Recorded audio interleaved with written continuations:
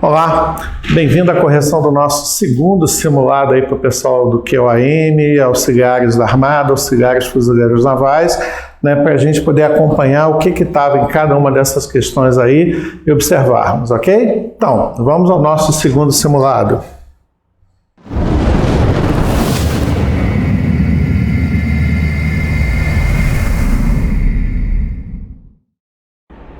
Bom, sempre é bom lembrar, né? Pequena reduzida nas luzes para facilitar nossa visualização aí. Não tiro as marcações da resposta que vai estar aí, porque vocês já fizeram o simulado, já tiveram acesso ao gabarito.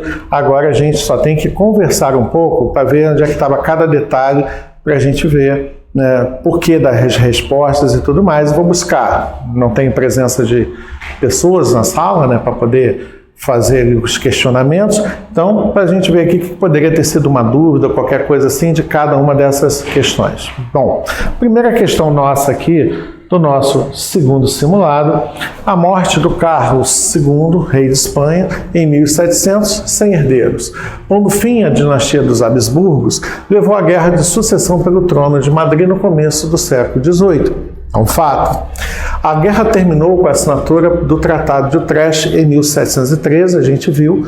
A partir do estudo de história do Brasil, a gente vê que há dois tratados de Utrecht da mesma época, relacionado basicamente com os mesmos fatos, o de 1713, né, e o de 1715. O de 1715 era específico para as questões de fronteira no sul do Brasil.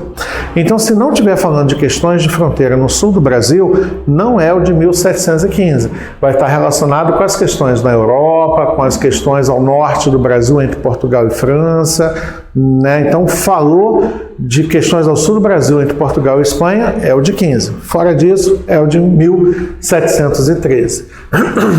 Abrindo um período relativamente estável, né, devido ao advento da supremacia marítima comercial e financeira da Grã-Bretanha.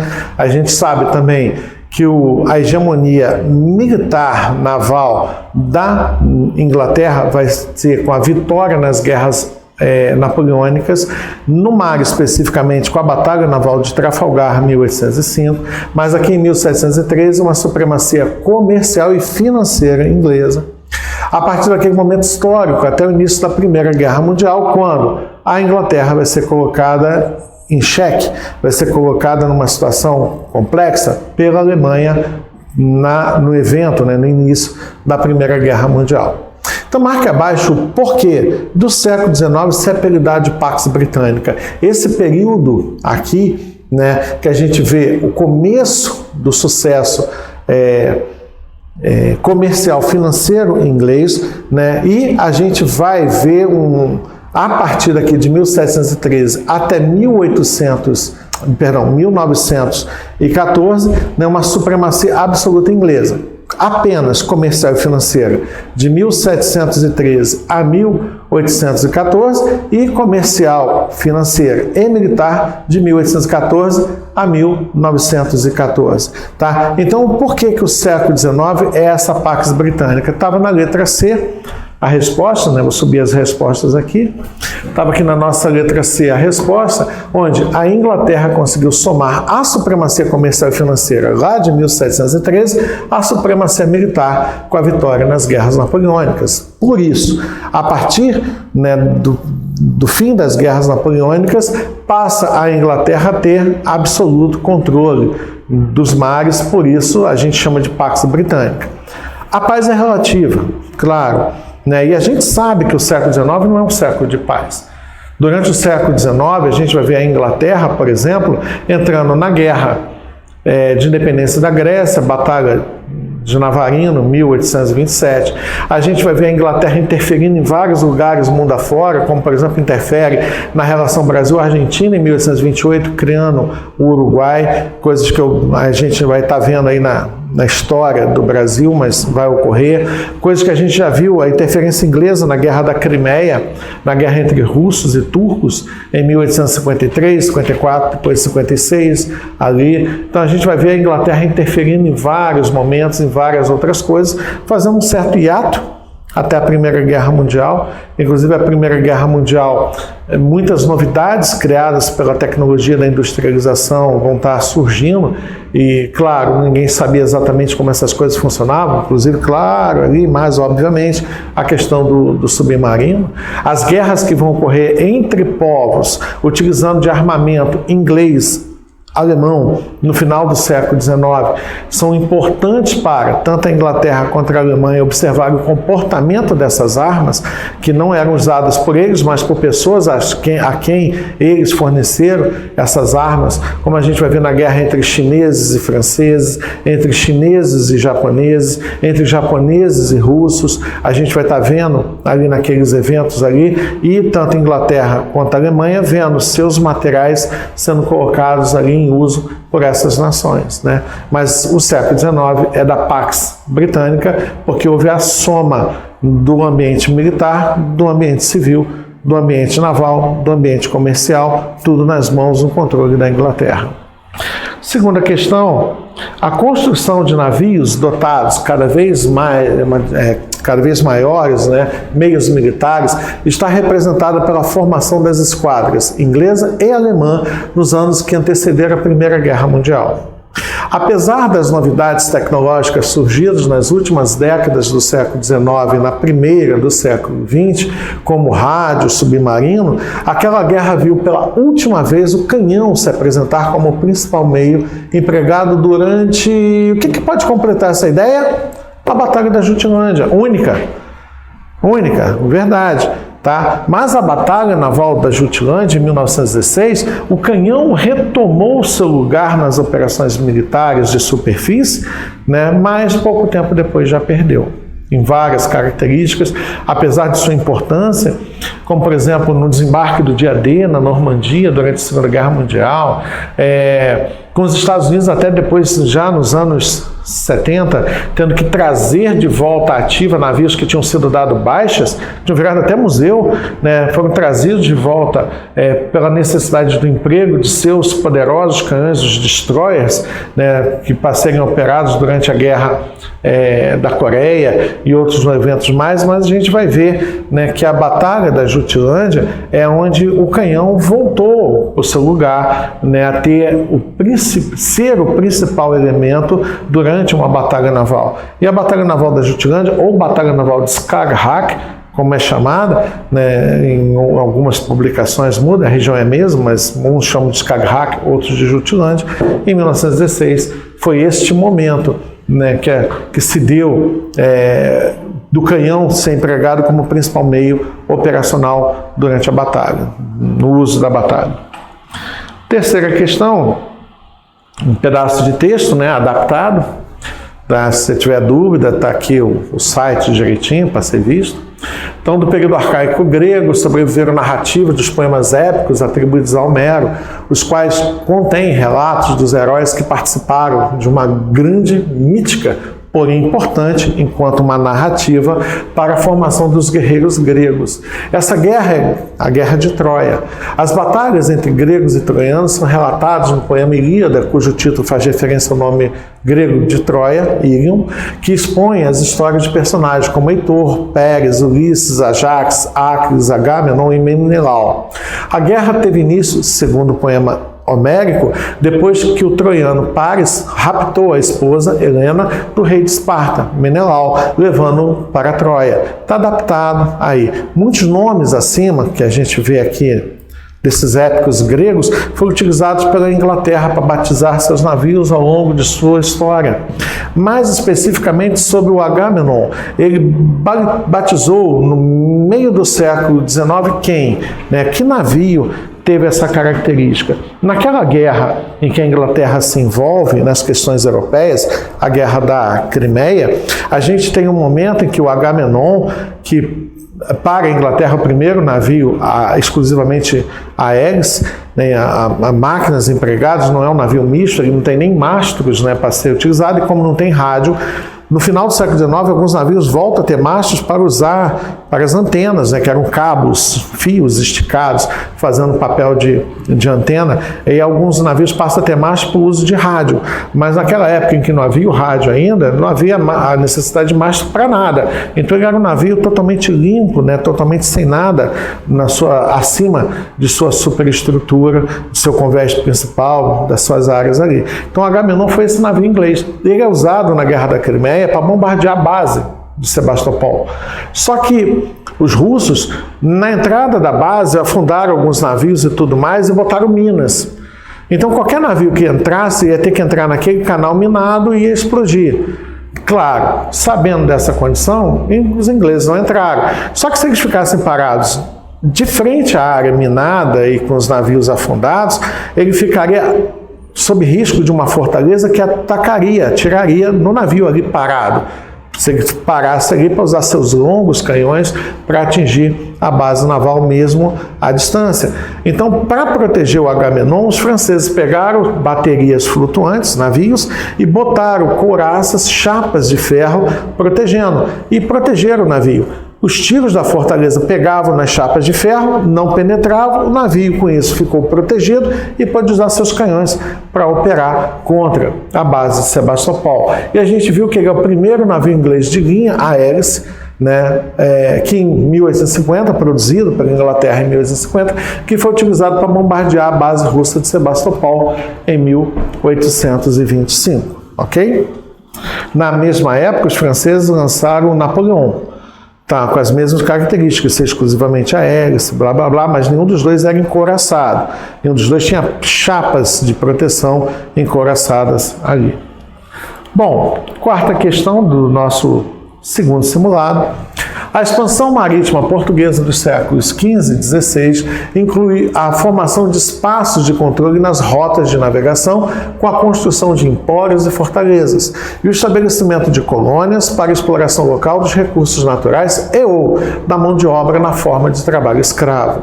No caso especificamente brasileiro, a exploração colonial teve início com qual expedição marítima, né? Então, entre essas várias expedições marítimas portuguesas, né, no início da nossa jornada aqui, a gente vai ter expedições marítimas também que virão. Na aula especificamente de história do Brasil, a gente vai observar que no início da nossa história a gente vai ter 4 expedições para ficarmos de olho nelas.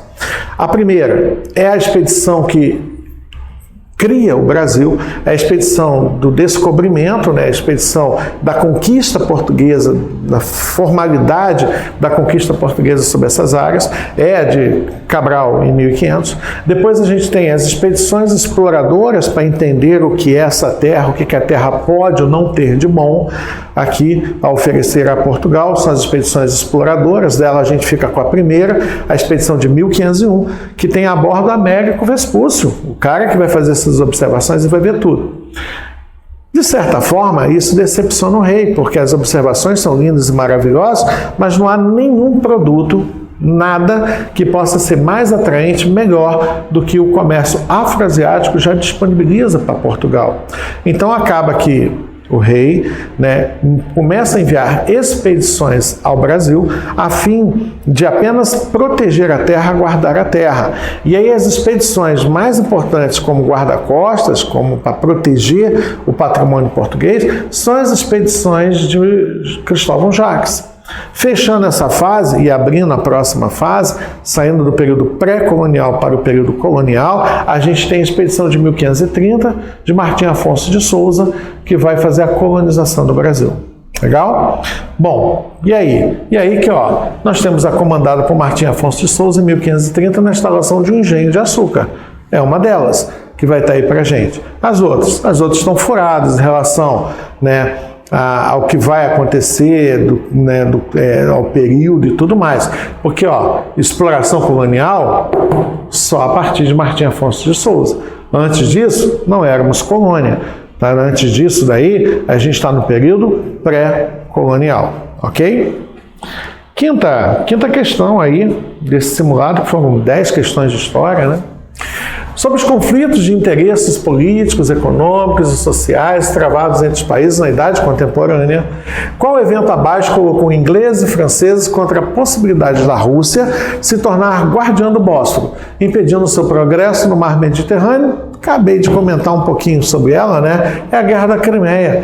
Entre os anos de 54 e 56, temos um pré-ato da Guerra da Crimeia, que é a Batalha de Sinop, em 1853, quando os russos detonam os turcos na Batalha de Sinop, no Mar de Mármara, utilizando-se inclusive de canhões raiados, balas de canhão explosivas incendiárias e tudo mais que vão estar sendo utilizados ali. E aí, para evitar que os russos dominassem toda a região, ingleses e franceses se juntaram na guerra contra eles de 54 a 56. Está aqui na nossa letra, na letra eco aí. Bom, a próxima questão, a 6. Tinha essa imagenzinha aqui mostrando dois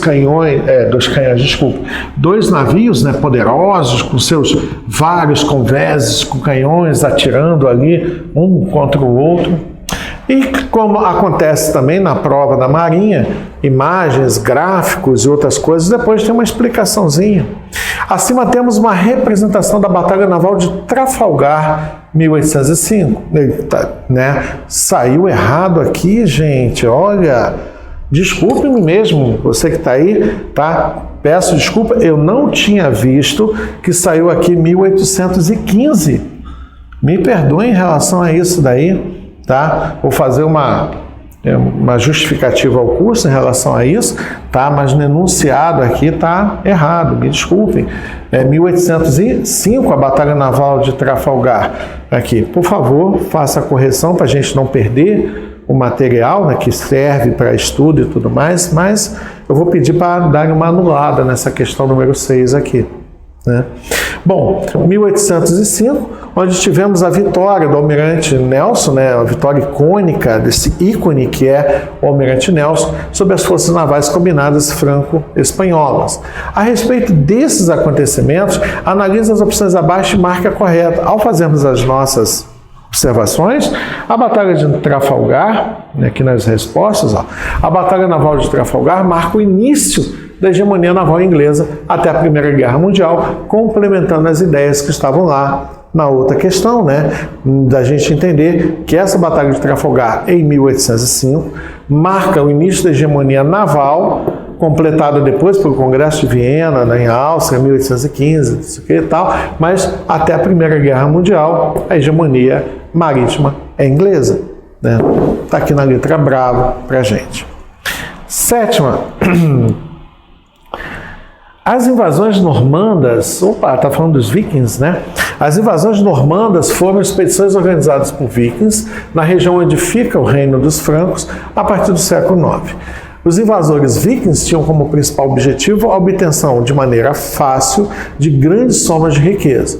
Essas incursões normandas na região povoada pelos francos perdeu força na transição do século IX para o X. As invasões normandas levaram ao estabelecimento de nórdicos em determinada região da Normandia, norte da França, a partir de 911, início do século X. Essa região ocupada pelos normandos foi cedida a rolo pelo rei dos francos ocidentais, Carlos III. Assinale a opção que apresenta uma possível rota migratória viking que tenha povoado a região da Normandia na Europa. Bom, quando a gente pega naquele esqueminha que eu falei com vocês e a gente faz um T de cabeça para baixo, do lado de cá a gente bota um N dos noruegueses, do lado de cá a gente bota um S dos suecos e embaixo aqui a gente bota um D dos dinamarqueses. Os suecos fazem a roda oriental, tá? Então a gente não tem essa aqui em questão. O problema é que, sendo naquela região ali da França, pode ter sido tanto a rota ocidental externa quanto a rota ocidental interna. Então, oriental, em hipótese nenhuma. Tá? E no caso da ocidental, pode ter sido tanto a externa quanto a interna, porque está falando das regiões próximas a noruegueses e dinamarqueses. Né? O complemento da ideia que vai dar a gente a possibilidade. Chegando até a América do Norte, é a ocidental externa. né? Entrando depois no Mediterrâneo é a ocidental interna. E aí a gente vai ver a que foi feita principalmente pelos noruegueses e a que vai ser feita principalmente pelos, né, dinamarqueses nessas rotas. E aí nas opções de resposta, olha só, oriental, totalmente fora. Oriental, totalmente fora. Então sobraria somente as rotas ocidentais. A da Delta falava ocidental externa. Pode ser essa? Pode. Empregada principalmente por dinamarqueses? Não. Se fosse a ocidental externa, seria empregada principalmente por noruegueses. E fala da ocidental interna. Certo, pode ter sido ela também. E essa foi realizada principalmente por dinamarqueses? Sim. Então a letra B é a única que responderia para a gente aqui, né? Questão número 8. O comércio de especiarias entre o Oriente e o Ocidente incluía vários produtos, né? Cravo, canela, gengibre, açúcar, pimenta e diversos outros produtos usados na farmácia e na culinária, por exemplo. Tudo era comercializado em pequena quantidade por preços elevados, tendo em vista os impostos que nelas incidiam nos diversos lugares por onde passavam. Com relação ao processo das grandes navegações europeias e a expansão do mercantilismo, podemos afirmar que ele foi iniciado por Portugal? Sim. No século XV, 1415, perfeito. E buscou ao longo da costa africana alternativas ao comércio mediterrâneo? Sim. Ali se buscavam, ao longo da costa africana, alternativas ao comércio mediterrâneo, ao comércio que era feito pelas cidades italianas de Gênova e Veneza, né? Com a queda de Constantinopla em 1453, aí a Europa passa a precisar de um novo caminho que agora conecte a Ásia. Porque o caminho que era feita a conexão entre a Ásia e a Europa fica bruscamente afetado com a queda de Constantinopla. E aí, claro, a busca de uma rota a partir de então que conectasse o Atlântico ao Oceano Índico, dando uma nova passagem, um novo caminho, uma nova rota para se buscar esse processo. Tá? Então, letra D para a gente. Nona questão, penúltima desse simulado, né? Durante a Guerra dos 100 Anos, entre a França e a Inglaterra, o Canal da Mancha fora defendido, na medida do possível, pelos combativos marinheiros da frota mercante inglesa, lutando por vezes separadamente como piratas sob comando, né, nomeado pelo rei Henrique V. Em qual reinado inglês foi criada a Marinha de Guerra Real? A gente sabe que a Marinha de Guerra, especificamente pertencente ao rei da Inglaterra, é criado com Henrique VIII. E onde é que Henrique VIII apareceu para a gente aqui? Na letra C. Coube Henrique VIII criar uma armada efetiva de navios reais de combate. Ou seja, uma armada efetiva de navios de guerra para o rei. Tá? Então, está nas mãos de Henrique VIII. E, última questão desse simulado, estimulados pelo desenvolvimento da marinha mercante e amparados por uma sólida indústria siderúrgica, os historiadores alemães proliferaram a partir da unificação germânica em 1872. Em 1870, havia no país apenas 7 estaleiros. Esse número elevou-se a 107 em 1902, o que colocou as mãos... 1912. O que colocou as marinhas alemãs em que situação? Bom, na véspera da Primeira Guerra Mundial, a Segunda do Mundo. Veja a quantidade de conquistas e outras coisas mais que eles vão fazer num curto, breve período de tempo, né? Levando, inclusive, a 107 estaleiros em tão pouco tempo.